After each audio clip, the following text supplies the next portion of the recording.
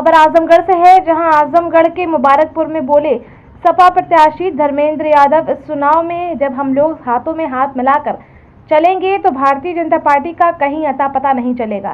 दरअसल शनिवार को समाजवादी पार्टी के प्रत्याशी धर्मेंद्र यादव चुनाव प्रचार के दौरान देर रात इस्लामपुरा व मुबारकपुर के बड़ी अर्जेंटली पर जनसंपर्क किया। इस दौरान उनके साथ क्षेत्रीय विधायक अखिलेश यादव, एमएलसी गुड्डू जमाली, विधायक संग्राम यादव, सना परवीन, जियाउल्ला अंसारी सहित तमाम नेता लगातार उनके साथ जनसंपर्क कर रहे हैं। ऐसे में धर्मेंद्र यादव को भरोसा है कि इस बार जनता बेहतर फैसला लेगी और उन्हें चुनाव जिताएगी। इस दौरान धर्मेंद्र यादव ने बसपा छोड़कर आए दिग्गज नेता गुड्डू जमाली को लेकर कहा कि आपके क्षेत्र मुबारकपुर में लोगों के बीच मैं कहता हूं कि हम लोग आपका साथ छोड़ने वाले नहीं हैं। धर्मेंद्र ने कहा कि जब हम लोग हाथों में हाथ लेकर चलेंगे तो भारतीय जनता पार्टी का कहीं अता पता नहीं चलेगा। उन्होंने कहा कि नेताजी मुलायम सिंह यादव ने जब से राजनीति शुरू की तब से आजमगढ़ और मुबारकपुर का दिलों का रिश्ता बना हुआ है। उस रिश्ते को आगे बढ़ाने की जिम्मेदारी अखिलेश यादव ने मुझे दी है। आइए देखते हैं ये रिपोर्ट विस्तार से संवाददाता कमल सिंह यादव के साथ। हमारे साथ कह रहे हैं कि जितनी 4 विधानसभाओं में लीड होगी उतना लीड अकेले हमारा मुबारकपुर दे देगा।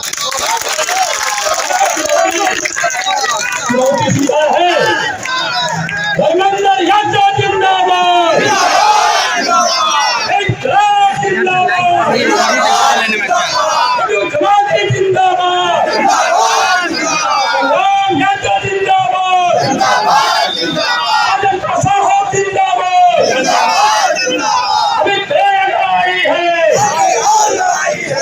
साथियों, अब हम जवानी पाकीज़ा और ऐतिहासिक सरजमीन पे, उलमाओं की सरजमीन पे मैं सबसे पहले अपने भाई माननीय होने वाले सांसद और कई बार के सांसद माननीय धर्मेंद्र जी का स्वागत करता हूँ।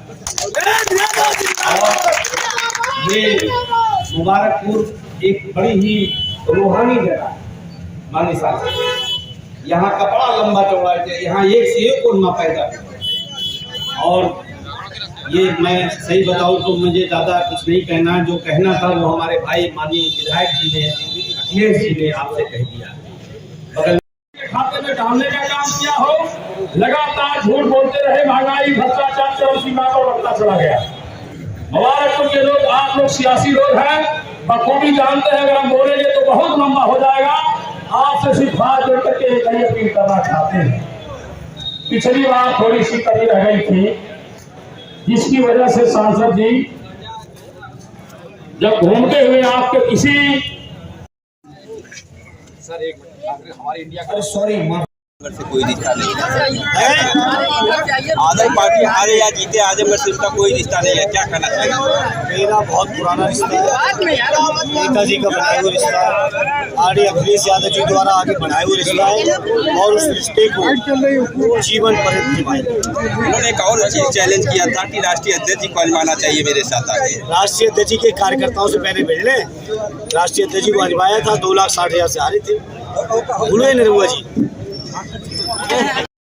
इतना दिला देना चाहता हूँ, ये भरोसा देना चाहता हूँ कि हमारे मुबारकपुर में कांग्रेस पार्टी, जो हमारे राष्ट्रीय नेता खड़गे जी, राहुल गांधी जी, जो न्याय यात्रा करके अपने आप को इतना परिपक्व कर लिया है कि अब उनके बारे में कोई भी ऐरा गैरा कोई टीका टिप्पणी नहीं कर सकता है।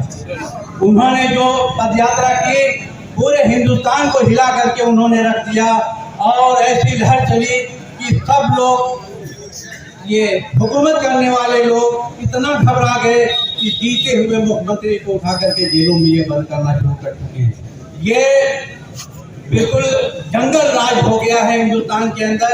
इसलिए अब दौलत इस बात की है कि हमें सूझबूझ से और एक मत होकर के धर्मेंद्र यादव जी को वोट दे करके भारी मतों से पार्लियामेंट के अंदर भेजना है। ये हमारी जिम्मेदारी बनती है और गठबंधन का यही है कि हम हर तरह से दामे दिन में कदम सुनने हम धर्मेंद्र जी के साथ खड़े हैं और खड़े रहेंगे।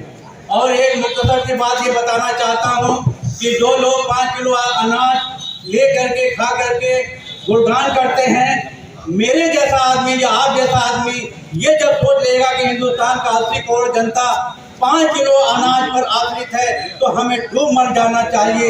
इसलिए कि हमारा हिंदुस्तान कभी ऐसा नहीं था कि यहाँ की जनता 80 करोड़ जनता जो है किसी के 5 किलो अनाज पर वो जीवित है। ये बड़े शर्म की बात है, मगर कुछ लोगों को इसका एहसास नहीं होता है। हिंदुस्तान किस गर्त में चला गया है ये किसी से छुपा हुआ नहीं है। इसलिए भाई मेरा ये कहना है